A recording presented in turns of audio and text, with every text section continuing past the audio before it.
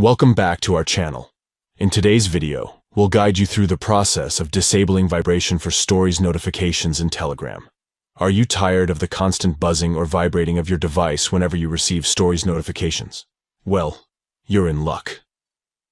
Telegram allows you to easily disable vibration for Stories notifications, giving you a more peaceful and distraction-free experience. So, let's dive into the step-by-step process of disabling vibration for Stories notifications. Let's get started. Step 1. Open the Telegram app on your device.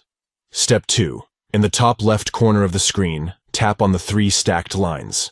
This will open the menu options. Step 3. From the menu, select Notification and Sounds. Scroll down until you find the option labeled Vibrate. Step 4. Tap on the Vibrate option. You'll see a list of vibration settings. Select Disabled to turn off vibration for Stories notifications. By following these simple steps, you can easily disable vibration for Stories notifications in Telegram, ensuring a more peaceful and distraction-free experience. Disabling vibration for Stories notifications is especially useful if you find the constant buzzing or vibrating of your device to be disruptive, or if you prefer a quieter notification experience.